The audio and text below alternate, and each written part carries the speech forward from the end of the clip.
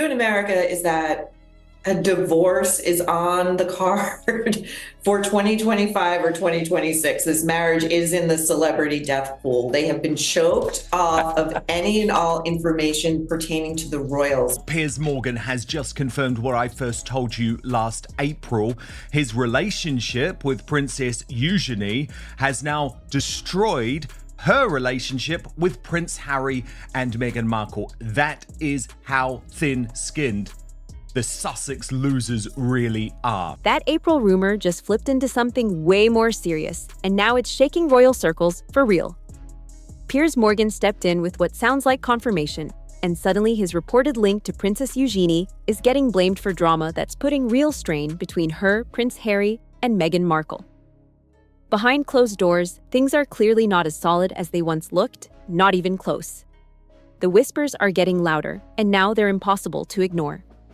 Maureen Callahan from the Daily Mail is straight up saying this marriage might be running on limited time, with predictions hinting at a possible split in just a couple of years. U.S. insiders are raising eyebrows everywhere, and talk about 2026 is only turning up the pressure even more. The distance between everyone, it's loud without saying a word. Reports are now claiming Harry didn't even get a private heads up about King Charles's health, finding out the same way the public did, which says a lot about how deep that disconnect really goes. At the same time, Meghan is moving fast and focused in America, no hesitation at all. New podcast ideas, product drops, and promo moves are taking over her schedule, creating a sharp contrast with all the tension building on the royal side. All eyes are now locked on royal expert Angela Levin, and even she didn't expect things to shift this quickly. She originally thought any major change would take time, but now that timeline is shrinking fast, and people are starting to notice. There could be a divorce this year or next.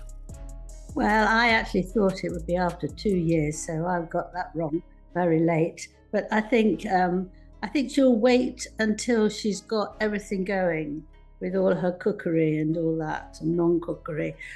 The way that Meghan continued to put huge issues between Harry and his family, I actually think, Angela, I'm going to use this word, it's twisted. It's evil. Eugenie was pretty much the one person in the royal family who was a bit of a conduit, a bit of a go-between between Buckingham Palace and Montecito.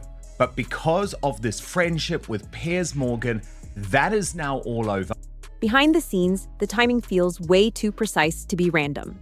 There's growing talk that Meghan is waiting until everything is perfectly in place before making any major move. From her cooking content to her lifestyle brand, it all looks carefully planned and lined up. And right now, having Harry close still brings that extra spotlight when it counts. Harry's role in all this stands out, no question. He shows up, supports her, and brings that instantly recognizable presence people still watch closely. That attention still hits, especially since a lot of people remain curious about him, which might explain why nothing has fully shifted yet. But at the same time, pressure around him is building fast, and it's getting harder to ignore. One moment really caught people off guard. Meghan appeared calm, almost distant during a tense situation, just out in her garden with her dog like nothing was wrong. That reaction sparked a lot of talk because it came off more detached than concerned, and people noticed that energy right away. At the center of all this, it feels like everything could come down to one big decision. Still, there are bigger forces at play here, and they're impossible to ignore. Harry has now no contact whatsoever with the royal family because Eugenie was like the last link. Yes, she absolutely was. And partly because she's a very caring person, and she used to mend arguments and make everything all right for quite a long time. And she felt very much for Harry and with Meghan, and that she tried to be very nice. But if you're a mother with 2 children, which she now is, she's not going to let someone tell her who she can and can't have a drink with in a place, in a couple. Family dynamics, long-term plans, and Harry's fading connection to his old circle are all crashing together at once, making this situation harder to read by the day. There are just too many moving parts and no clear ending anywhere in sight. Some believe this could drag on for years, especially with Harry wanting to stay close to his children, which adds a heavy emotional weight to everything unfolding. But there's also a more controversial angle picking up speed right now. People are starting to say past decisions created deep walls between Harry and his family, and it's being described as way more complicated than just a rough phase. The pressure isn't letting up from any direction either. Princess Eugenie was once seen as a quiet but powerful link, keeping both sides connected, especially when tensions were already high. She played a key role behind the scenes, helping communication stay alive when things could have easily fallen apart. But now, that connection looks completely broken, and it's raising serious questions everywhere. That major shift is reportedly tied to her connection with Piers Morgan, and that's where things really took a turn. After being spotted socializing in London, the reaction came fast and loud, sparking backlash that escalated almost instantly. What once kept doors open now seems fully shut, leaving Harry looking more isolated as the situation keeps heating up. With that link gone, the focus shifts hard to what comes next. And it's not looking simple. The reality is they don't trust Harry and Meghan for very good reason, given the way that they parrot things immediately to the American media. Why on earth should they trust them? Why does he have a right to know, given the way that he's treated Charles? And Camilla, by the way. Harry's circle appears to be shrinking more and more, with growing distance from both family and longtime friends. That kind of isolation, mixed with nonstop public attention, can hit hard.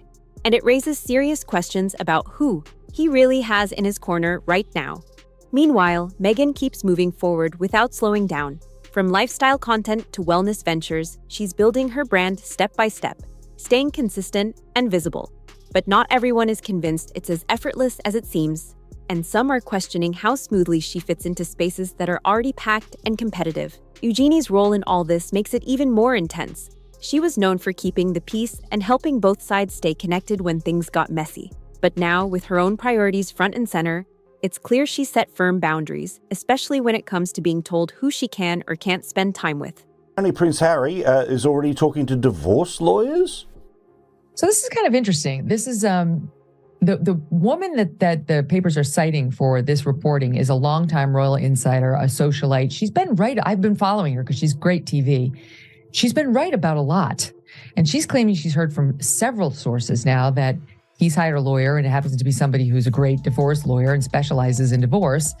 And it dovetails on other reports that he is spending a lot of his time in 2 hotels, one of which is in Montecito, another of which is not too far away, as an escape from her. It's entirely plausible.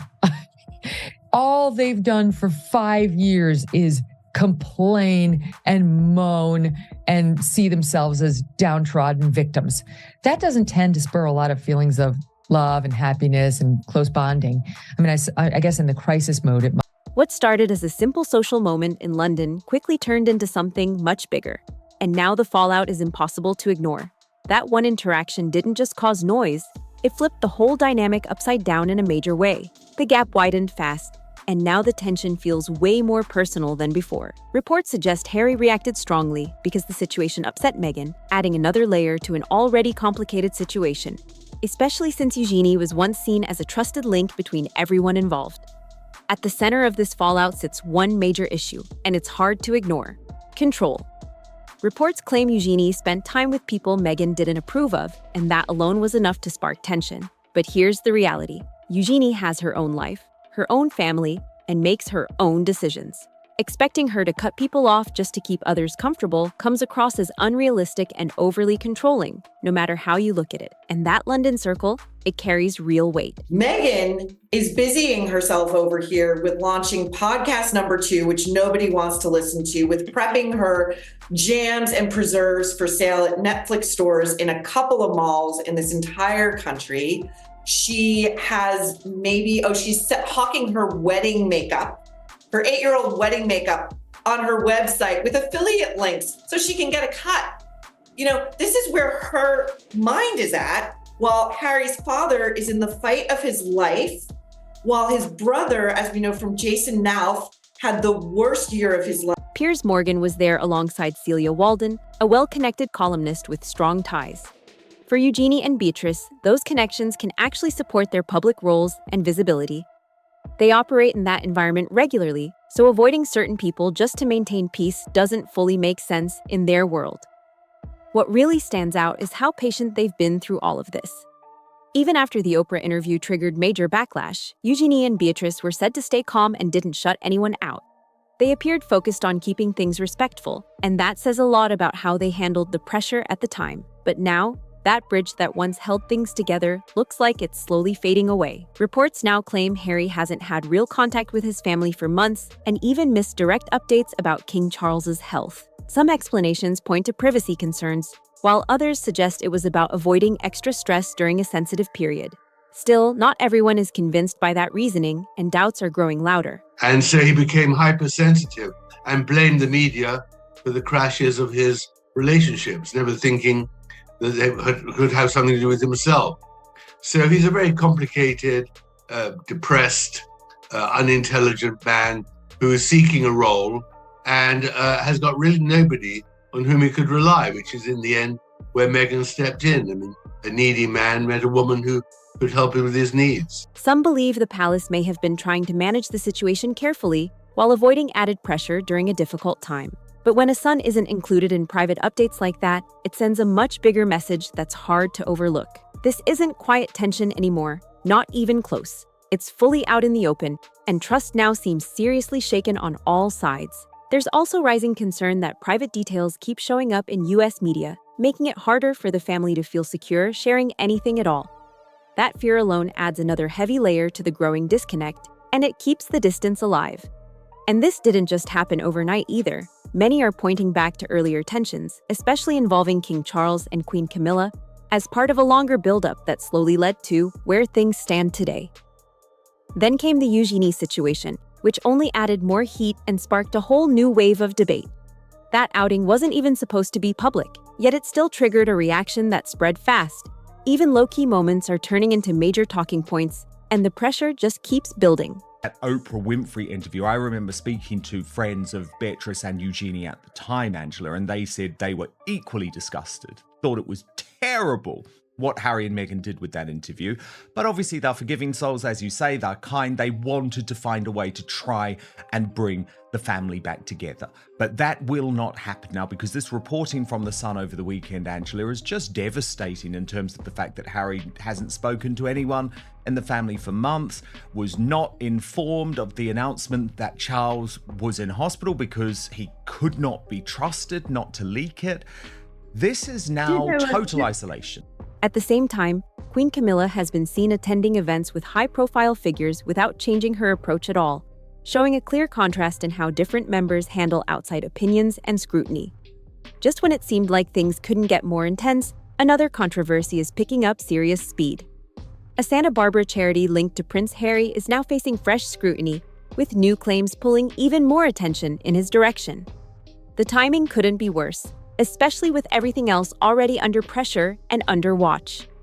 What makes this even louder is that someone from Harry's own circle has now spoken out, and instead of calming the situation, it added more headlines and raised even more questions.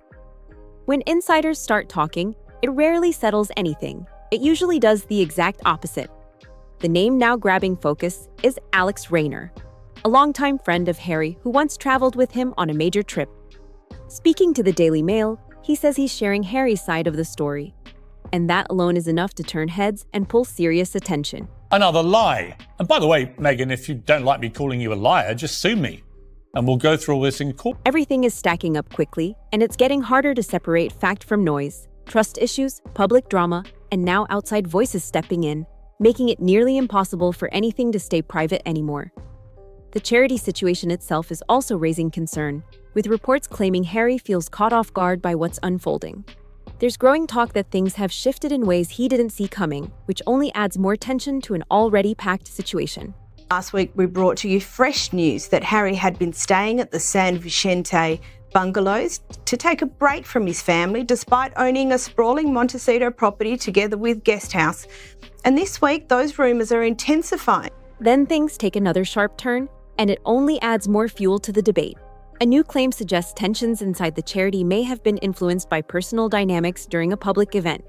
That detail alone has people talking everywhere. There's talk that Dr. Sophie Chandaka may have felt overlooked, especially with Meghan drawing attention at the time. And that idea has sparked heavy debate about what really went on behind the scenes. Still, not everyone is agreeing with that perspective. and some are pushing back hard. Others argue leadership should have stepped in immediately to clear things up before it turned into something much bigger than it needed to be, and that delay may have made everything worse. The silence didn't go unnoticed, and now people are seriously questioning why nothing was addressed early on. That lack of response only made everything feel bigger, like something was being left to grow instead of being handled.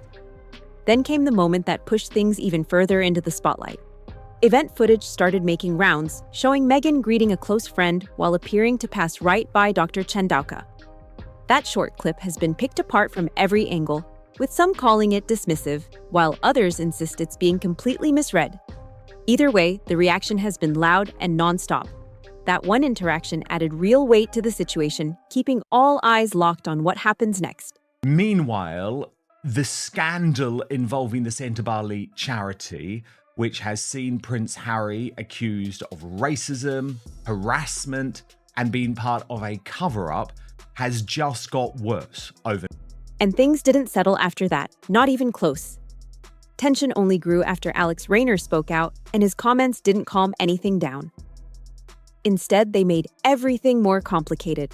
By suggesting that criticism might come from jealousy, the focus shifted again, and people quickly started linking it to past situations where similar claims were made. Here's where it gets complicated in a big way. Dismissing concerns as jealousy can come across like avoiding the real issue, and that can actually make reactions even stronger. With so many people watching closely, every word now carries extra pressure and meaning. The event itself is still being heavily discussed, and opinions aren't slowing down. There's a growing view that Meghan's presence came across as very confident, especially when paired with certain moments caught on camera. That perception alone is fueling even more reactions and debates. One clip in particular keeps resurfacing again and again. Meghan is seen warmly greeting a friend while Dr. Sophie Chandauka is nearby, and the moment stands out instantly. Some viewers call it dismissive, while others argue it's being taken out of context. But either way, it's keeping the conversation alive and intense. The insider revealed Meghan has made it clear that if and when they do split, she would demand a hefty settlement and to keep her royal title. She won't go anywhere unless it's with a title, property, and a huge sack of money. Meghan will make a deal to protect herself. Wow. Tasha is with me now. Yeah. This is astonishing, but remember, it comes just weeks after that Vanity Fair bombshell that Meghan is already shopping the post-divorce book to publish it. Then there's the onstage moment, and that added another layer of attention. Reports describe an awkward shift in positioning involving Dr. Chandauka, and that visual stuck with viewers, making people question what really happened in that moment. It didn't go unnoticed, and it added even more focus to an already heated situation. Another detail catching attention is Meghan's role at the event. Some critics point out that she wasn't directly involved in organizing it, which made her presence stand out even more. When someone steps into a high-visibility space without a clearly defined role, every move gets watched closely. And that can quickly turn into criticism. There's also a sharp contrast people keep bringing up. Dr. Sophie Chandauka is known for being accomplished and focused, not someone seeking attention. That difference in public image has made the interaction feel even more noticeable, leaving people questioning why it played out the way it did. What really stands out is how this didn't explode right away. And that delay only made the reaction hit even harder once it finally surfaced. Some outlets missed it at first, while others called it out early. But now that the footage is spreading again, the reaction is hitting even harder. People are going over every second, breaking it down in detail. And the moment is getting way more attention this time around. At its core, this all comes down to expectations. And that's where things start to heat up.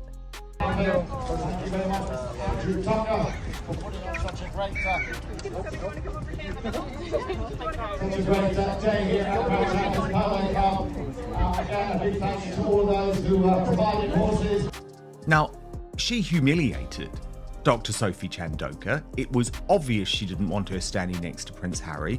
It was also completely unnecessary, Angela. I mean, the mainstream media didn't pick up on this at the time, but we did. Public events come with a basic level of respect. And when something feels even slightly off, people notice fast and start asking questions. One major question keeps popping up everywhere. Why would Dr. Chanduka defend Meghan publicly if there was actually an issue? That alone has sparked a wave of debate, with some saying she may not have seen it as her place to step in and manage anyone else's public image. Dr. Chanduka's response is now being viewed as firm and very intentional. With her strong professional background, stepping into a media narrative just to protect someone else doesn't seem to match how she operates. That detail alone is making people wonder how tense things may have really been behind the scenes. At the same time, criticism toward Meghan is getting louder and harder to ignore. You know, Piers, you're the first person to say how limited Prince Harry is, unfortunately, and how his wife trades off her husband's fame and fortune, or not so great fortune now. I mean, this is the problem, but we're still interested because, after all, he's a great character in our modern day.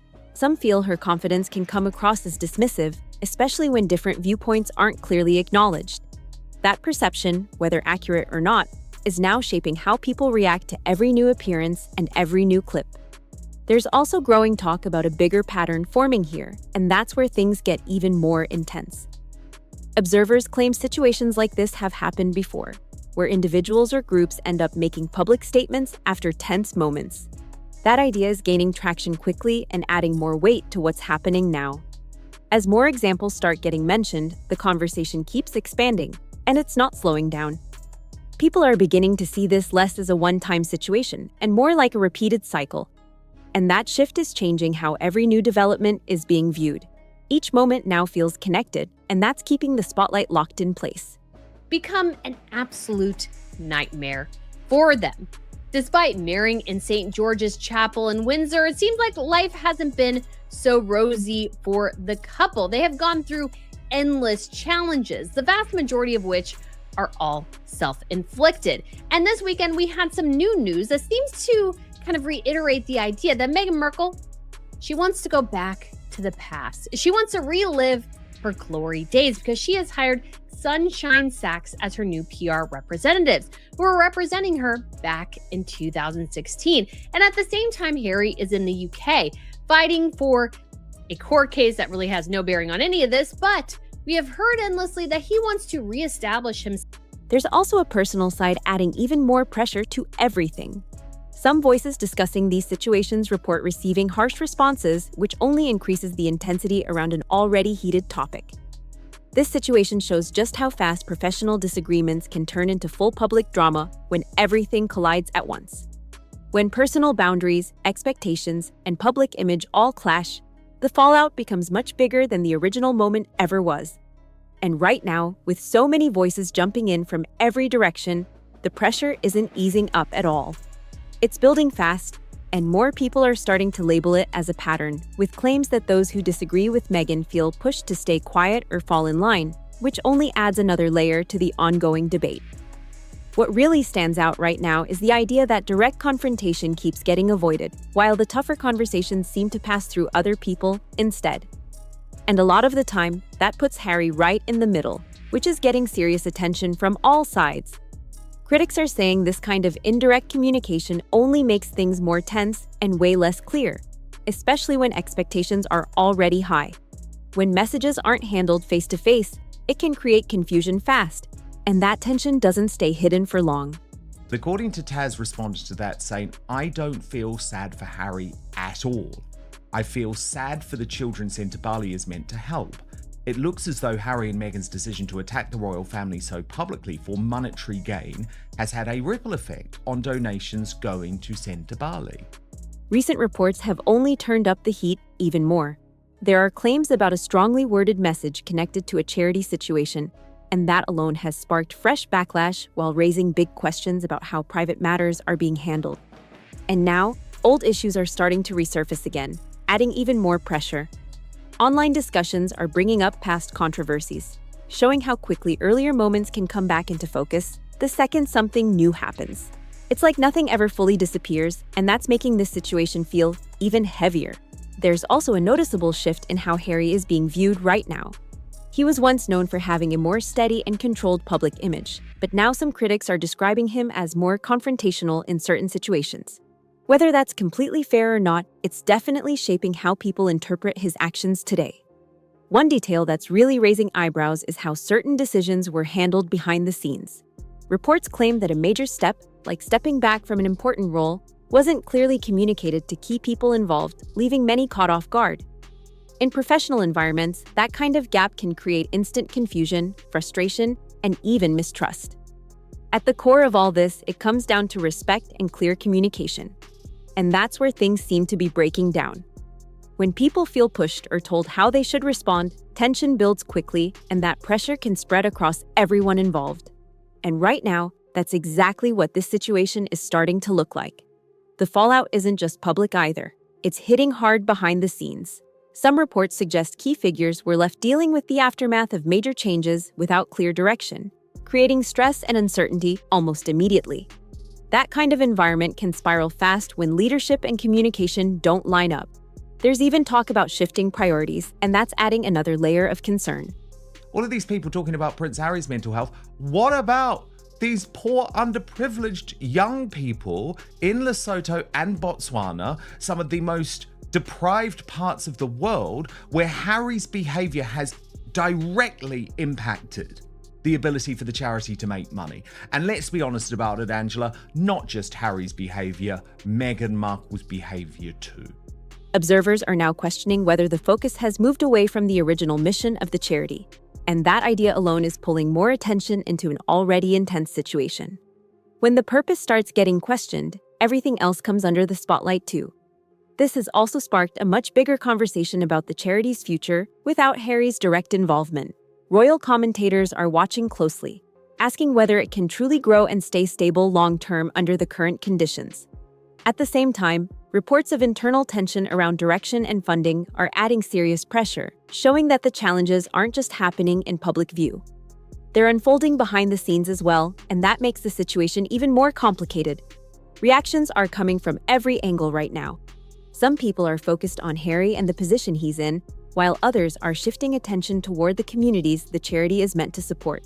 That shift is gaining momentum, especially when you consider how important stability and consistent funding are for organizations working with underserved groups.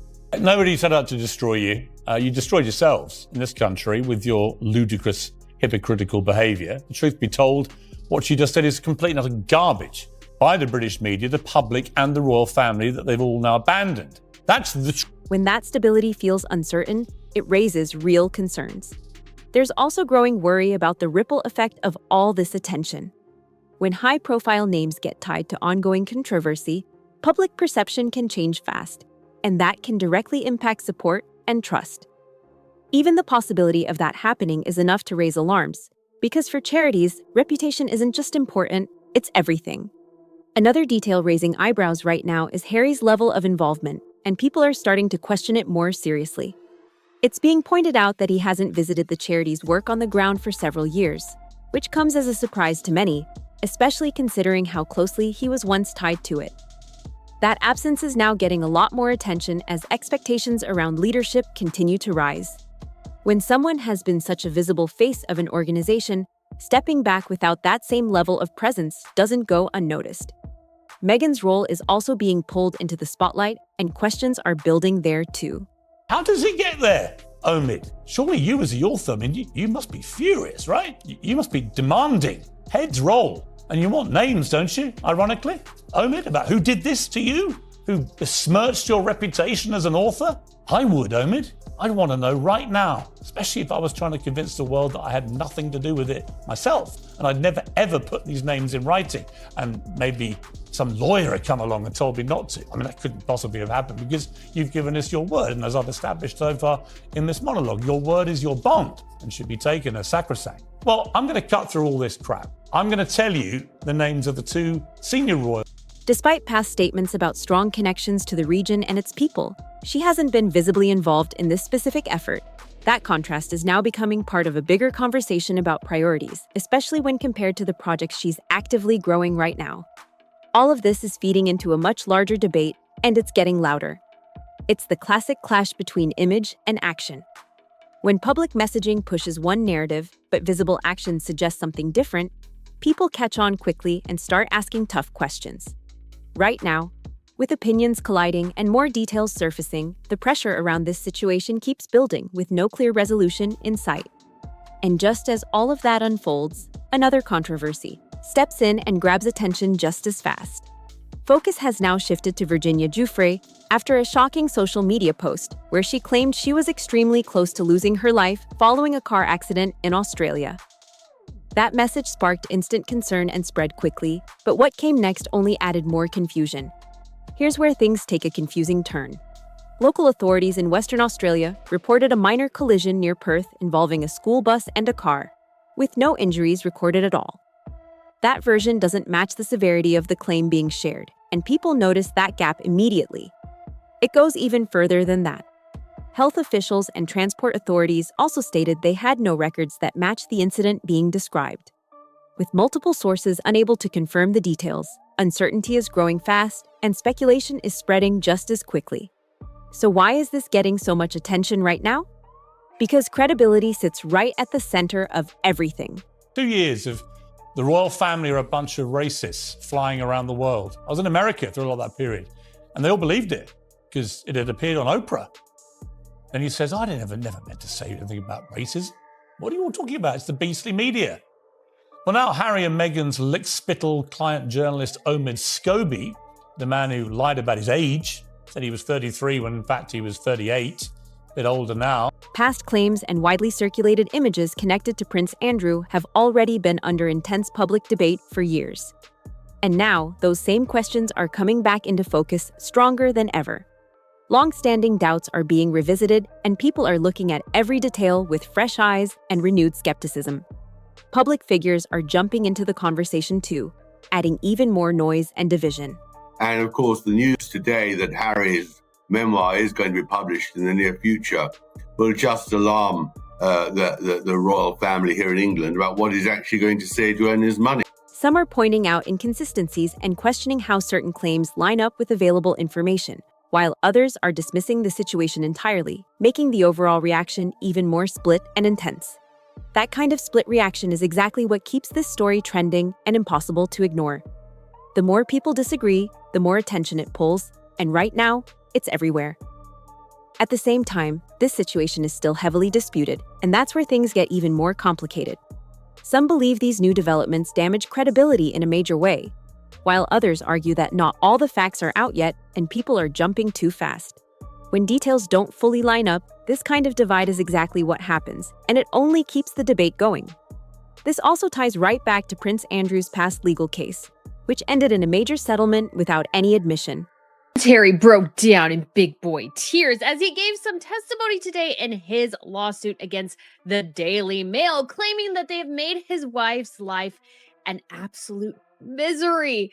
Well, Harry, I'm sorry. Why does that have any bearing on this case at all? You're talking about articles that were written between 2001 and 2013, 3 years before you allegedly met your wife. So what does Meghan have anything to do with this trial?